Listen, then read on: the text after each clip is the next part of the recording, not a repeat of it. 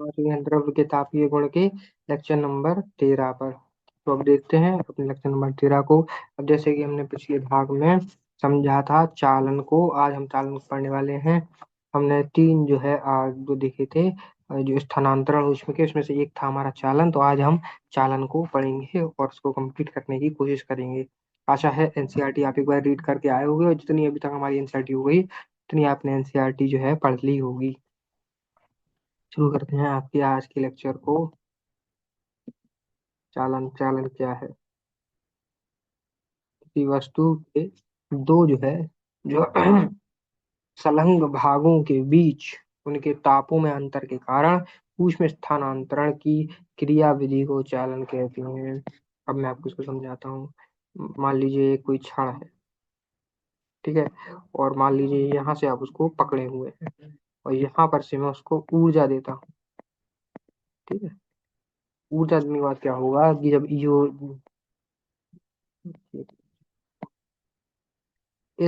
ये वाला भाग गर्म होना शुरू होगा, लेकिन ऊष्म स्थानांतरण के कारण, क्योंकि ऊष्म एक पदार्थ के अंदर भी गर्म हिस्से से ठंडे हिस्से की तरफ बहती है, तो यह हिस्सा गर्म होगा तो ऊष्म स्थानांतरित होकर यहाँ पहुंचने लगेगी।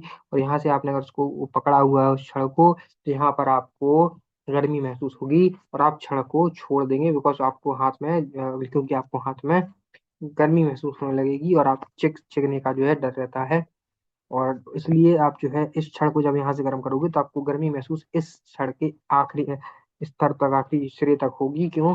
क्योंकि ऊष्मा जो है स्थानांतरित होगी इस भाग से इस भाग की ओर।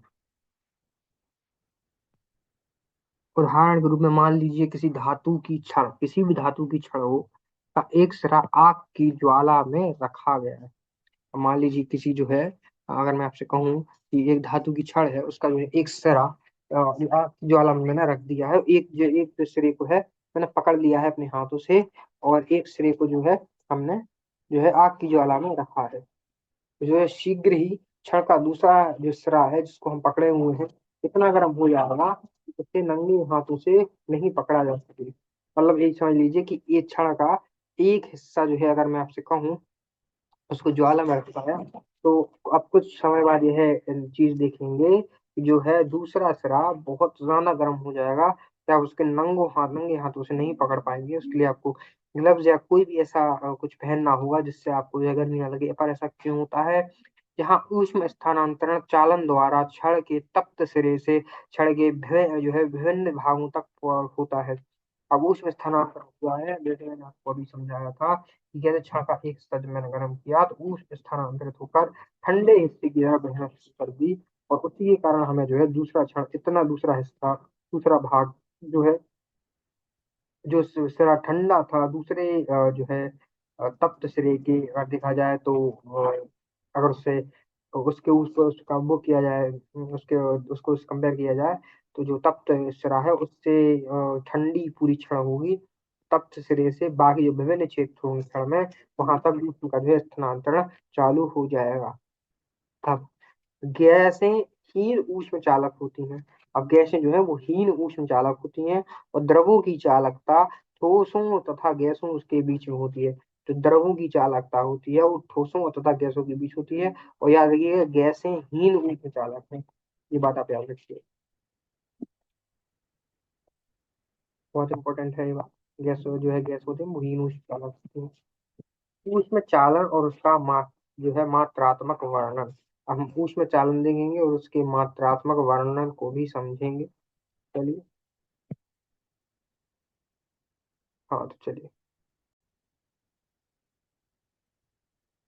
तो ऊष्म चालन किसी पदार्थ में किसी दिए गए तापांतर के लिए ऊष्म प्रवाह की दर द्वारा इसका वर्णन किया जाता है, ठीक है। तो उदाहरणतः एल को जो हम लंबाई से जो है मापेंगे, ए को हम दर्शाते हैं एक समान अनुप्रस्थ काट क्षेत्रफल से,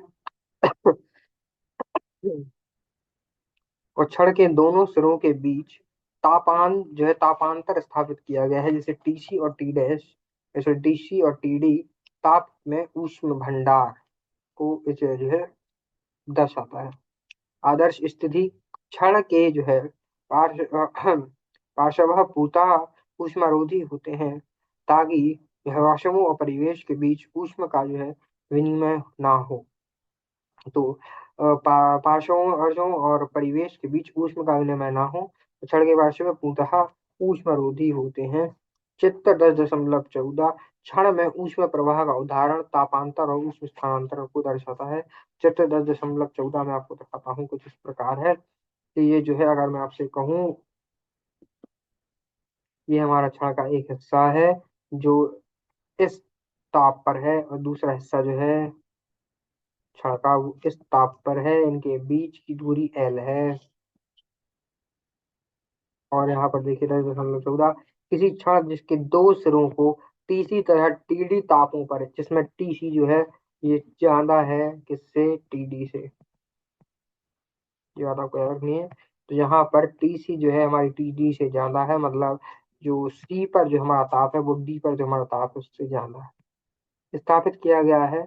और में चालन द्वारा स्थायी अवस्था ऊष्मा प्रभाव, इसमें ऊष्मा प्रभाव होगी। अगर ये ज्यादा है तो ऊष्मा जो है यहाँ से यहाँ तक की तरफ बहेगी, क्योंकि गर्म से ठंडे की तरफ ऊष्मा हमेशा रहती है। तो इस वाले भाग से ऊष्मा जो है इस वाले भाग की तरफ बहना शुरू कर देगी। चलिए, कुछ समय के पश्चात स्थायी अवस्था आ जाती है। क्षण के स्थायी अवस्था में क्या होगा, दोनों साइड समान जो है वो हो जाएगा, ताप समान ताप हो जाएगा, उसको हम स्थायी अवस्था कहते हैं। क्षण का ताप दूरी के साथ एक समान रूप से टीसी से टीडी तक घटता है। अब टीसी से टीडी तक घटेगा। अब टीसी ग्रेटर देन टीडीसी है, बता भी सी पर ऊष्मा भंडार एक नियत दर पर ऊष्मा की आपूर्ति है, तो क्षण से स्थानांतरित होकर उसी दर से डी पर स्थित ऊष्मा भंडार में पहुंच जाती है। ठीक है, तो इस तरह से इस तरफ स्थानांतरित हो जाती है। प्रयोगों द्वारा यह पाया जाता है कि इस स्थायी अवस्था में ऊष्मा प्रवाह की दर एच तापांतर टीसी माइनस टीडी, जो तापांतर है दोनों के बीच में ताप का अंतर है उसको तापांतर है, टीसी माइनस टीडी तथा अनुप्रस्थ काट क्षेत्रफल और ए के अनुक्रमानुपाती और क्षण की लंबाई एल के व्युत जो है जो है व्युत्क्रमानुपाती होती है, व्युत्क्रमानुपाती होती है और एल के, और अनुक्रमानुपाती होती है ए के। तो जो याद रखनी है आपको चीज कि एल को जो है व्युत्क्रमानुपाती होती है और जो है ए के अनुक्रमानुपाती होती है। तो अगर आप यहाँ से देखेंगे तो हमने जो ऊष्मा का जो है यहाँ पे जो है ऊष्मा प्रवाह की दर का ताप अंतर, इसको हमने ऊष्मा प्रवाह की दर जिसको हमने एच से दर्शाया है, यहाँ पर एच से दर्शाया है। तो किसके जो है किसको दर्शाया है उसकी,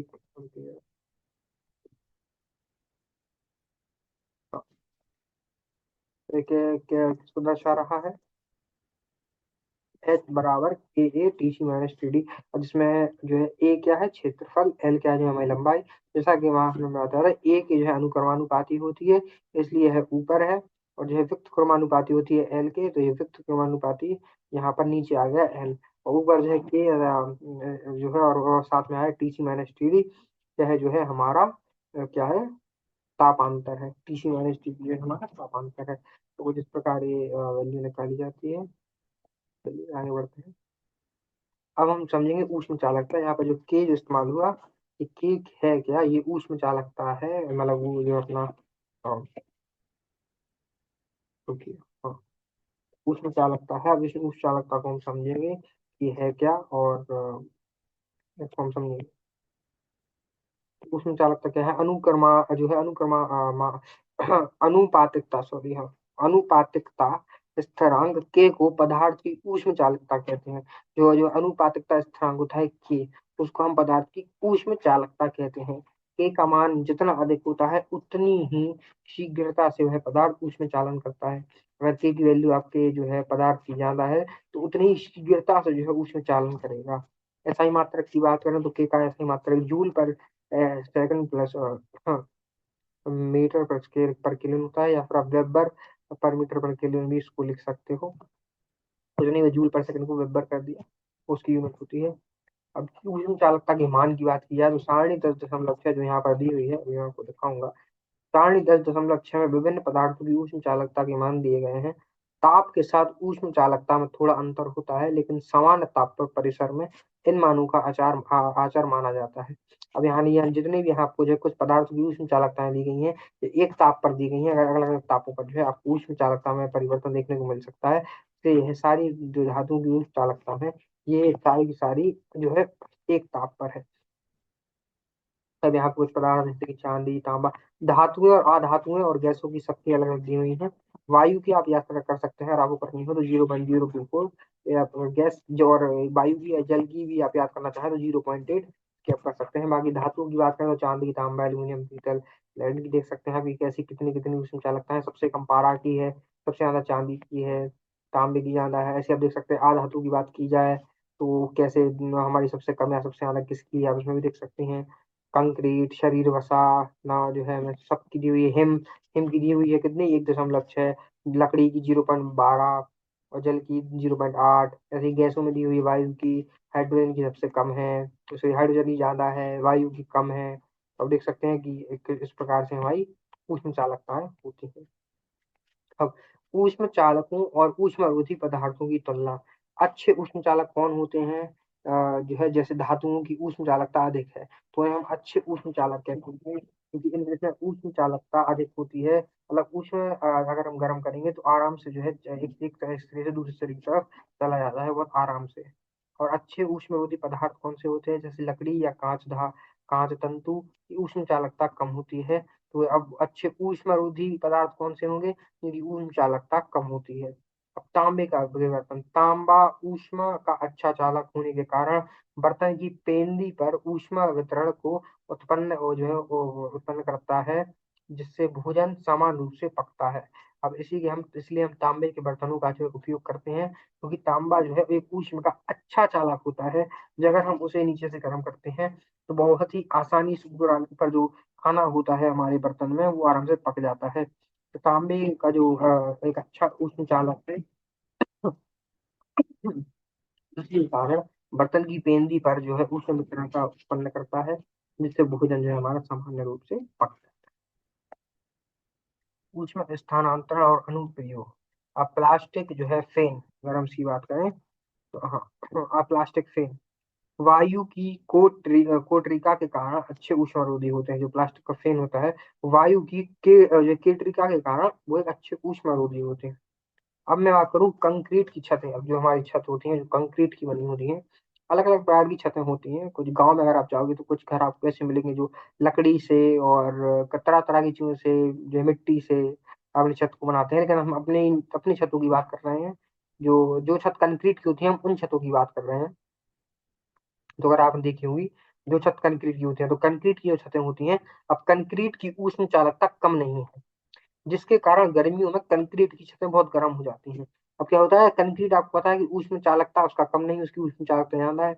तो जब वह ऊपर से गर्म होती है तो गर्मियों में, तो वह आराम से पूरी जो है कंक्रीट की जो हमारी छत होती है वो पूरी गर्म हो जाती है। और इसी के कारण हम जो कंक्रीट की छतों के नीचे रहते हैं तो हमें भी गर्मी महसूस होने लगती है नीचे अपने कमरे में। और कंक्रीट की छत है और ऊपर बहुत गर्मी है। अब छतों पर रोधन से ऊष्म स्थानांतरण को रोककर कमरे को शीतल रखा जा सकता है। अब छतों पर फोन रोधन से जो है ऊष्म स्थानांतरण को रोक सकते हैं, जिसमें कमरे को शीतल रखा जा सकता है। अब नाभिकीय रिएक्टर की बात की जाए, नाभिकीय रिएक्टरों में ऊष्म स्थानांतरण निकायों की आवश्यकता होती है, ताकि नाभिकीय विखंडन द्वारा उत्पन्न ऊर्जा का तेजी से बाहर जो है पारगमन किया जा सके, और पारगमन किया जा सके, और कोर जो है अत्युत्पत्त ना हो। तो कोर अत्युत्पत्त ना हो और जो है बाहर जो है पारगमन किया जा सके, वो उत्पन्न ऊर्जा का तेजी से, उसके नाभिकीय रिएक्टरों में ऊष्म स्थानांतरण निकायों की आवश्यकता होती है। तो आज हमने क्या पढ़ा? आज हमने चालन को समझा। और कलम क्या देखी? कलम उदाहरण 10.6 और 10.7 को देखेंगे। अब जैसे कि मैंने आपको बताया कि उदाहरण आपको तभी समझ आ सकते हैं अगर आपको सारे फॉर्मूले वगैरह याद हों, और साथ ही साथ आपने पूरी एनसीईआरटी अच्छे से जो पढ़ी हो। तब तक आपने थ्योरी अगर अच्छे से क्लियर नहीं होगी, तब तक आप जो है उदाहरण को अच्छे से नहीं समझ पाएंगे, आपको हमेशा दिक्कत होगी। तो उदाहरण एक बार आप खुद से कोशिश करिएगा उन्हें सॉल्व करने की, खुद से उनका हल निकालने का कोशिश कीजिएगा। और पहले खुद थ्योरी पढ़ लीजिएगा, फॉर्मूले पढ़ लीजिएगा, फिर खुद से उन्हें हल करने का कोशिश कीजिएगा। अगर आपके हल ना आए तो एक बार बुक से पढ़ के देखिएगा। अगर आप बुक से पढ़ के देखेंगे अगर आपको समझ में आ रहा है हल तो और अच्छी बात है, जब मैं समझाऊंगा तो आपको और अच्छे से क्लियर हो जाएगा। एक बार खुद से पढ़िएगा, देन अगला अगला लेक्चर लीजिएगा, आपको चीजें हर चीज समझ में आएगी। चलिए तो मिलते हैं अपनी अगली कक्षा में, अगली क्लास में, सॉरी अगली कक्षा अगली क्लास में। चलिए आप आज तक क्लास के लिए इतना ही, धन्यवाद।